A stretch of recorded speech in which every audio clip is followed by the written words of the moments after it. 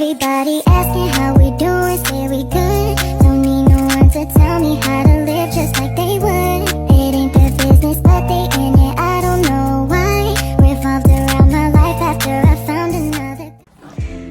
Baik, assalamualaikum warahmatullahi wabarakatuh. Waalaikumsalam warahmatullahi wabarakatuh. Ya, selamat pagi semuanya.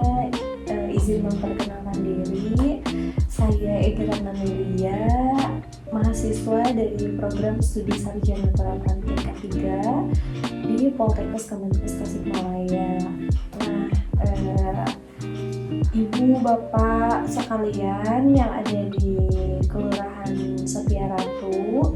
Nah, di sini saya akan memberikan informasi sedikit mengenai teknik komunikasi pada lansia dengan gangguan pendengaran. Nah, di sini ada ya, saya membuat posternya mengenai presbiokusis. Apa sih presbiokusis itu? Nah, di sini ada pengertiannya Ibu ya. Presbiokusis adalah gangguan pendengaran pada usia lanjut karena menurunnya fungsi organ pendengaran. Nah, jadi presbiokusis ini biasa terjadi pada lansia yang berusia 65 sampai 75 tahun.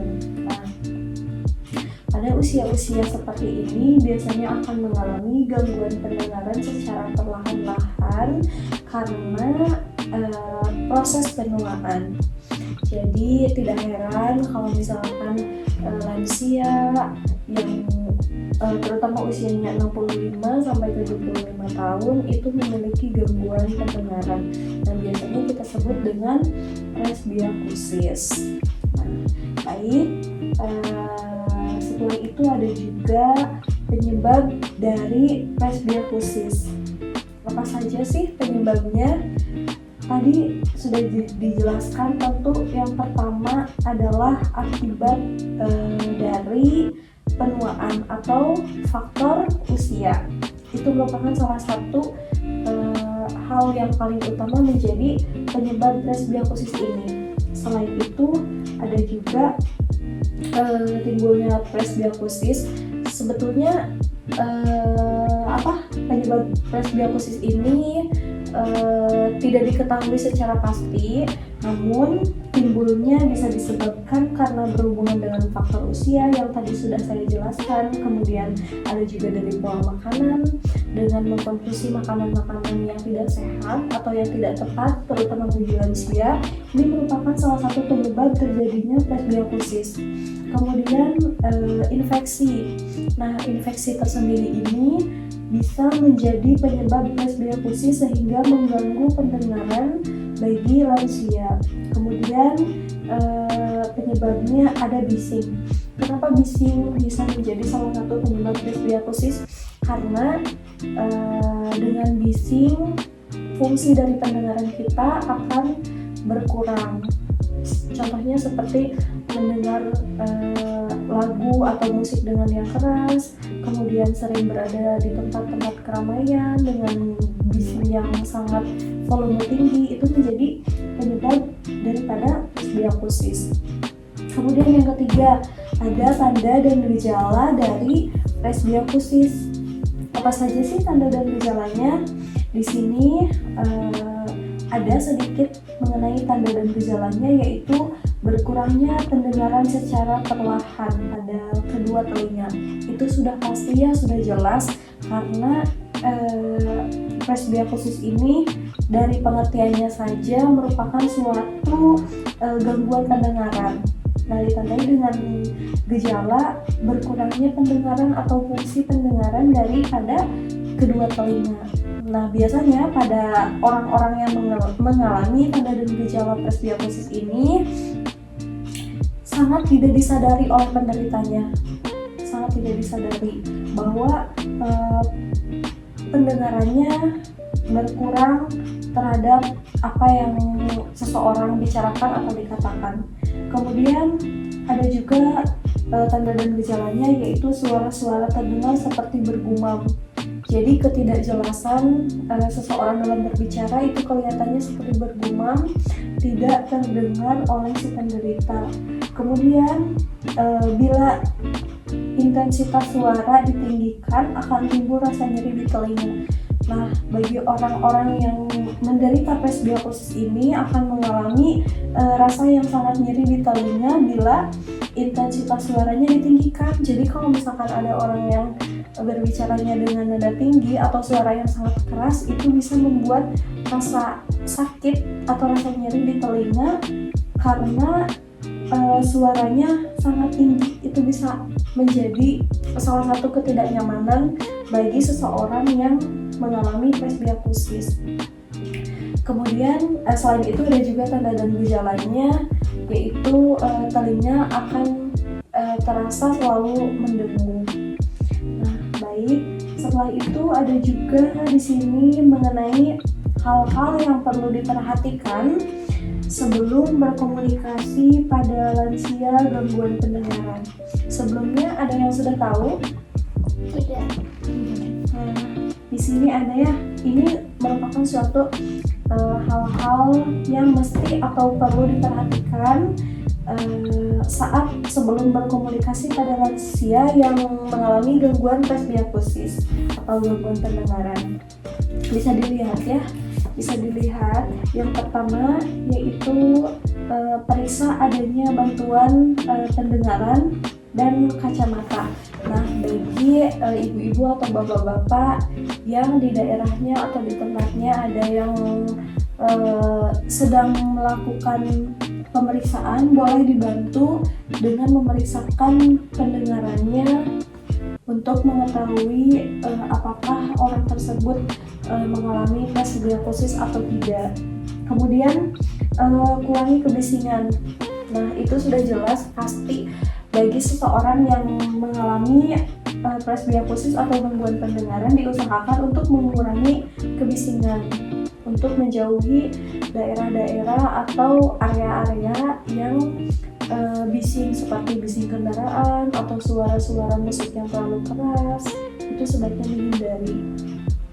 Kemudian dapatkan perhatian klien sebelum memulai pembicaraan. Ini sangat penting ya, karena bagi penderita yang presbiokusis tidak bisa mendengar secara jelas, jadi kita mesti memperhatikan klien sebelum memulai pembicaraan. Kemudian berhadapan dengan klien di mana ia dapat melihat mulut Anda. Nah, jadi kita mesti berbicara dengan sangat jelas, kejelasan di bagian mulut kita supaya dapat dilihat bagi penderita presbiokusis ini. Udah gangguan pendengarannya kurang jelas, jadi kita usahakan untuk berbicara yang jelas yang dapat membantu mengekspresikan atau gaya bicara kita supaya dimengerti oleh penderita presbiokusis ini. Baik, setelah itu ada juga mesti yang perlu diperhatikan sebelum berkomunikasi pada lansia atau pada penderita presbiokusis ini, yaitu jangan mengunyah permen karet. Kenapa jangan mengunyah permen karet? Karena dapat mengurangi kejelasan saat kita berbicara dengan orang yang mengalami presbiokusis ini. Tidak boleh jangan mengunyah permen karet aja sih, jangan sambil makan, jangan sambil ngemil sesuatu yang dapat mengurangi kejelasan dalam berbicara kepada orang yang mengalami presbiokusis ini. Kemudian yang terakhir di sini ya ada teknik-teknik komunikasi pada lansia dengan gangguan pendengaran. Ini merupakan poin yang paling penting, yang paling utama ya, sesuai dengan topik yang saya akan bahas. Di sini ada teknik komunikasi. Apa saja sih tekniknya? Yaitu yang pertama, orientasikan kehadiran diri dengan cara menyentuh klien atau memposisikan diri di depan klien. Nah, kita usahakan orientasi mengenal sebelum kita berbicara, kita melakukan pendekatan dengan klien supaya itu mempermudah komunikasi kita dengan si penderita presbiokusis ini. Kemudian usahakan menggunakan bahasa yang sederhana. Sudah jelas kita jangan berbicara atau jangan berkomunikasi dengan bahasa-bahasa yang sulit dimengerti atau bahasa-bahasa yang emang bahasanya asing atau jarang didengar oleh si penderita presbiosis ini. Usahakan dengan bahasa atau kalimat yang sangat sederhana karena itu akan membantu sebuah pengertian dalam kosakata atau berbicara kita. Nah, bicaralah dengan perlahan untuk mempermudah klien membaca gerak bibir kita. Jadi kita tadi orientasi, kemudian menggunakan bahasa-bahasa yang sangat sederhana, tidak menggunakan bahasa yang sulit, yang asing, dan juga berbicara dengan sangat perlahan. Jadi tidak terlalu cepat supaya mudah dimengerti oleh si penderita presbiosis ini. Baik, setelah itu untuk mempermudah klien, usahakan berbicara dalam posisi yang tepat di depan klien.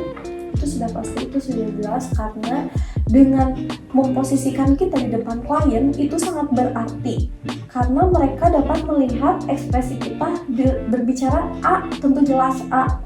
Jangan memposisikan diri kita membelakangi klien, membelakangi dengan posisi yang kurang nyaman sehingga mempersulit orang tersebut dalam memahami komunikasi kita atau gaya bicara kita.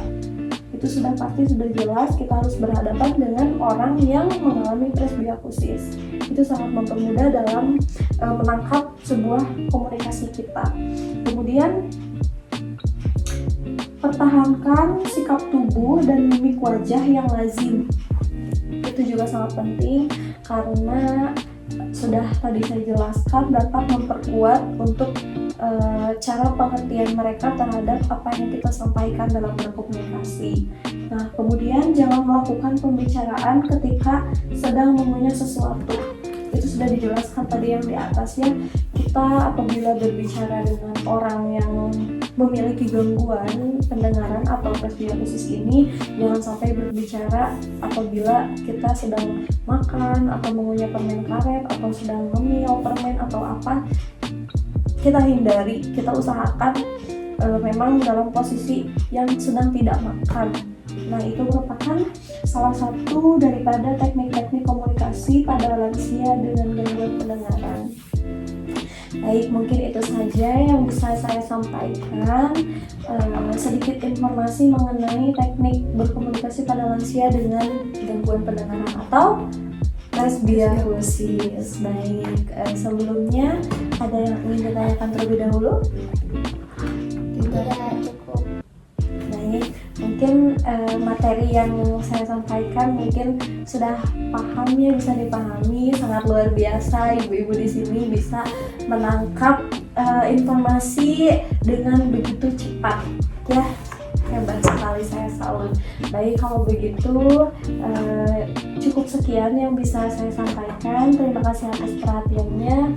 Mohon maaf apabila ada kesalahan, kekurangan, dan kekhilafan saya. Billahi taufiq wal hidayah. Wassalamualaikum warahmatullahi wabarakatuh. Waalaikumsalam warahmatullahi wabarakatuh.